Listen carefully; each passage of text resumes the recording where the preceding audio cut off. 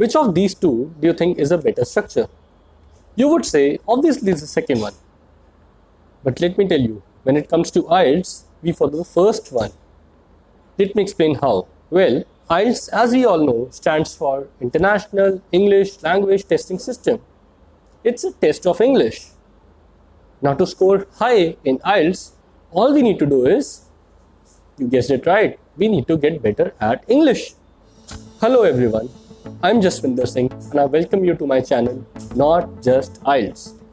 I recently took the IELTS exam for the very first time in my life and I was able to score a perfect CLB 10 without any coaching.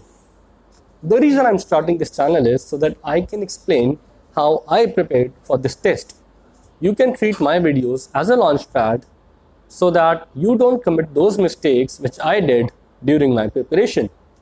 First of all, please note that to score well in this exam, we should have a strong foundation in the English language. A lot of us run after tips and techniques and strategies despite lacking in basic grammar or vocabulary. It is like putting the cart before the horse. Suppose I'm scoring 6 in writing task. And if I want to move to 7, all I would need is work on my vocabulary so that I can get 0.5 mark and then work on my maybe grammar for that matter so that again I can get 0.5 mark. Doing so will easily help me fetch 7 marks, my desired score. Trust me, when we have the basics in place, scoring high in the exam won't be a tall order. So let's take a step back, work on our language skills and then make a fresh attempt. But you can leave the planning part to me. I'll be there to assist you in that. All I would need from you is a little bit of dedication and a little bit of consistency. A lot of people ask how much time does it take to crack IELTS exam. I would say it would depend on one person to the other. You are the best judge for yourself. Keep a track of your score in the mock exams. Once you are able to achieve your desired score, only then you should book a test. There's a lot of money at stake. We don't want to go that down the drain. Alright, now it's time for some homework. Don't worry, it's not school type of homework. I'm sure you will enjoy that. This is called OWOD, which is one word, one day. All you need to do is get yourself a notepad or any register, find out one word and just one word which you do not know, and then write that word down in that notepad. Second, find out the meaning of this word, find out the correct pronunciation of this word, try to pronounce this word correctly, find the synonyms of this word, and then finally make a sentence, any sentence that you like, make a sentence by yourself incorporating this word. This exercise will not only help you in your writing skills, but it will also help you in your speaking skills by enriching your vocabulary. You can refer to this example for one word, one day. Bolster. The noun form of this word means a pillow or a cushion. Verb form of this word means to provide support or strengthen.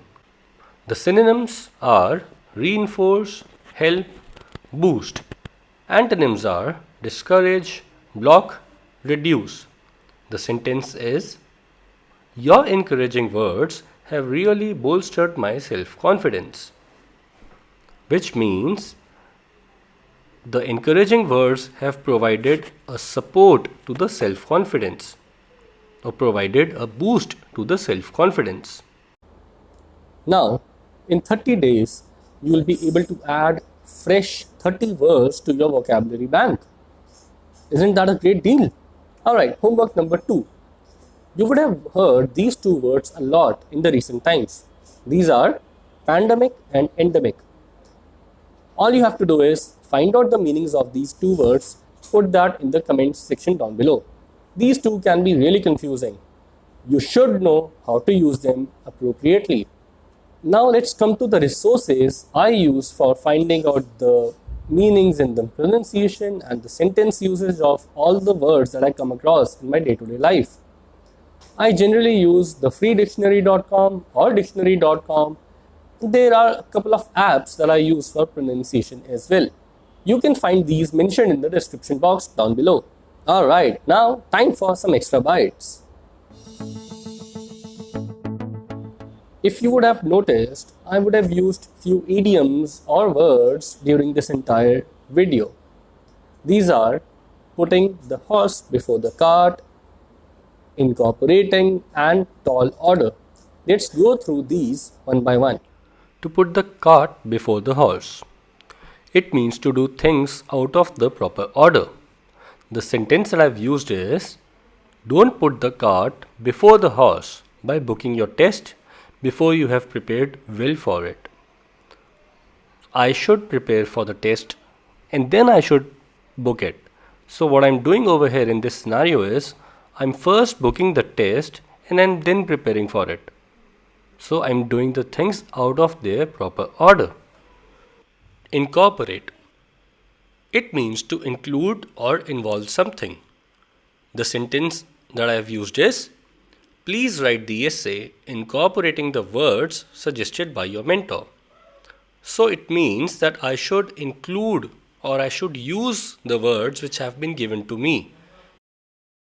Tall order. It means something that is difficult to do or achieve. So the sentence is, completing this report on time is going to be a tall order, which means completing this report will be something that is difficult to do or it's a difficult task to achieve. Alright guys, that's enough for today. I hope you would have enjoyed this video. There's lots more coming in the upcoming videos. Thanks for watching. You guys stay tuned, stay awesome.